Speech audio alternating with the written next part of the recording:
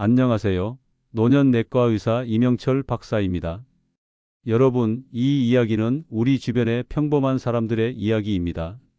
혹시 요즘 특별한 이유 없이 온몸이 쑤시고 아프거나 늘 피곤하고 기운이 없다고 느끼신 적이 있으신가요? 병원에 가도 별다른 이상이 없다고 하는데 어딘가 모르게 불편하고 찌뿌둥한 느낌이 사라지지 않는다면 오늘 이 이야기에 꼭 귀 기울여 주시기 바랍니다. 여러분의 몸이 보내는 마지막 경고 신호일지도 모릅니다. 여기 한 남자가 있습니다. 60대의 경현 씨입니다. 그는 매일 아침 잠에서 깨는 것이 두렵습니다. 밤새 다리가 저리고 발이 시려 잠을 설친 지가 벌써 오래되었습니다. 억지로 일어나 보려 하지만 온몸이 뻣뻣하고 손목까지 시큰거려 겨우 몸을 일으켜 허리 보호대부터 찼습니다. 이거 안 매면 돌아다닐 수가 없어요. 그의 한숨에는 깊은 고통이 배어 있습니다. 경현 씨는 발바닥이 뜨거워 파스를 붙이고 밤에는 다리가 저려 잠을 설칩니다. 온몸이 찌릿찌릿하고 저리는데 병원에서는 염증이라고만 합니다. 하지만 왜 아픈지 어떻게 해야 나을지는 아무도 속 시원하게 말해주지 않습니다. 답답한 마음에 뱃살이라도 빼면 다리가 가벼워질까 싶어 밥은 거의 먹지 않습니다. 하지만 밥 대신 뜨끈한 국물과 짭짤한 반찬으로 배를 채웁니다. 그에게 밥을 먹는 것은 살찌는 일이지만 국물과 반찬은 괜찮다고 생각하는 것이죠. 그러면서 혼자서 기묘한 뱃살 빼기 운동을 합니다. 누워서 다리를 들고 뱃살을 주무르며 나가라, 나가라 하고 외칩니다. 하지만 뱃살은 여전히 그 자리에 굳건히 버티고 있습니다. 이것이 바로 많은 현대인들이 겪고 있는 문제입니다. 겉으로는 멀쩡해 보이지만 몸속에서는 보이지 않는 전쟁이 일어나고 있죠. 이 전쟁의 이름은 바로 만성염증입니다. 만성염증, 당신의 몸속에 숨어있는 시한폭탄. 많은 사람들은 염증이라고 하면 감기처럼 며칠 앓다가 낫는 급성염증이나 간염, 위염처럼 특정 부위에 생기는 염증을 떠올립니다. 하지만 만성염증은 이와는 전혀 다릅니다. 만성염증은 수개월, 수년에 걸쳐 우리 몸의 면역 체계가 계속해서 낮은 강도로 활성화되어 있는 상태를 말합니다. 마치 가랑비에 옷 젖듯이 우리도 모르는 사이에 서서히 우리 몸을 망가뜨리는 것이죠. 경현 씨가 이유 없이 다리가 저리고 온몸이 아픈 이유도 바로 이 만성염증 때문일 가능성이 높습니다. 그런데 경현 씨처럼 온몸이 아픈 사람이 병원에 가서 혈액 검사를 하면 의외의 결과가 나옵니다. 흔히 염증 수치라고 알려진 C- 반응성 단백질 수치가 정상으로 나오는 경우가 많거든요. 경현 씨도 마찬가지였습니다. C- 반응성 단백질 수치는 0.05로 정상 범위에 속했습니다. 왜일까요? 만성염증은 C- 반응성 단백질 하나만으로 진단할 수 없기 때문입니다.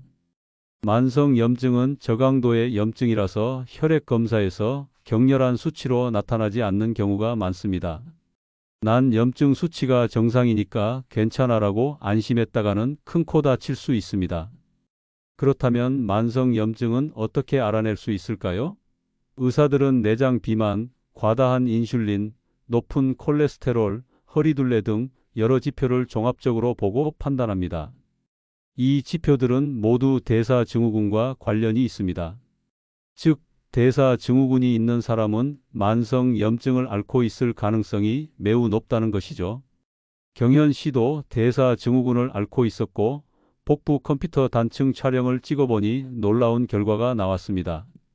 일반인의 복부 내장 지방이 보통 100제곱센티미터 이내인데 경현 씨의 내장 지방은 무려 176제곱센티미터에 달했습니다.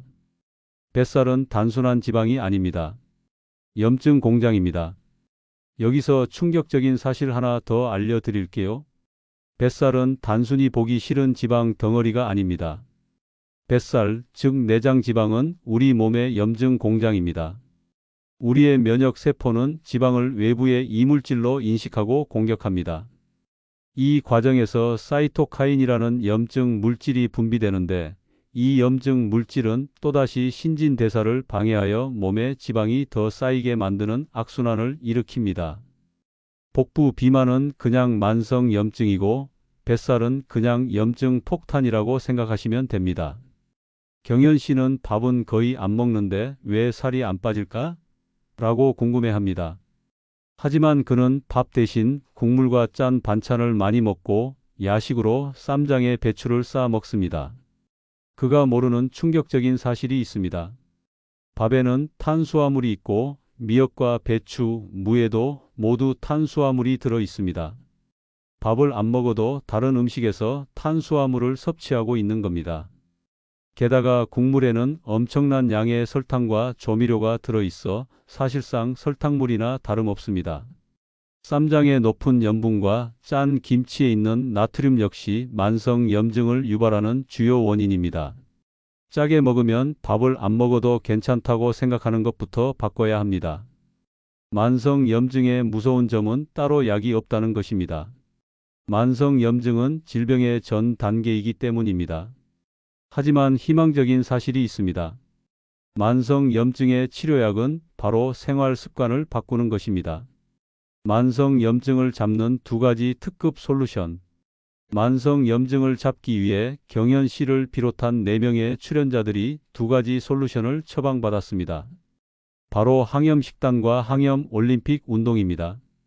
솔루션 1. 냉장고를 약장으로 만드는 항염식단.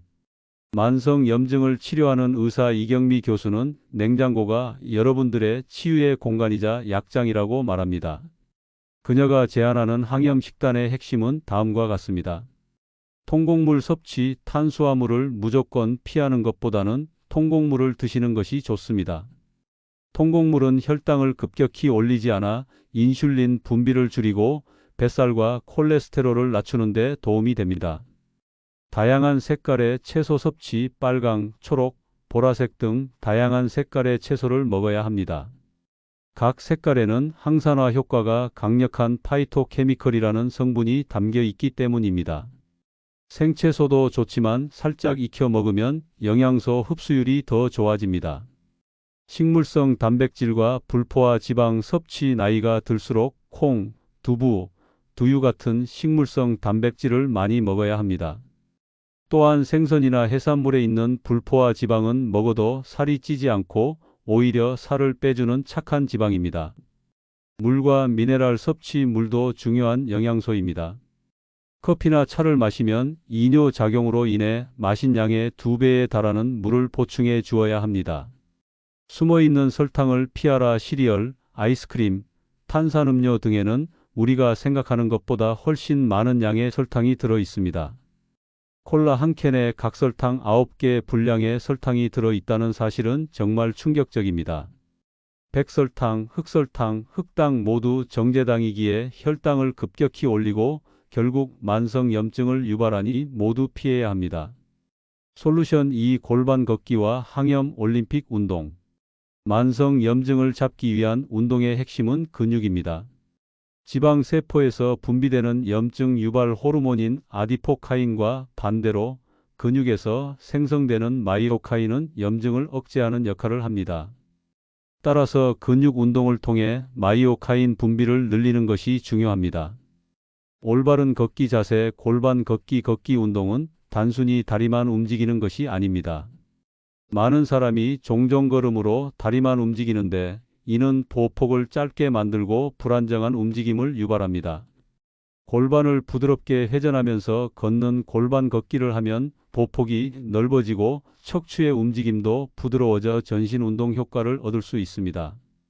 항염 올림픽 운동. 전신 근력을 키우는 장밀한 운동, 지방을 태우는 손기정 운동, 염증을 날리는 류현진 운동, 하체와 삼각근을 키우는 서장훈 운동 등 재미있는 별명으로 만들어진 근력 운동은 만성 염증을 잡는 데 효과적입니다.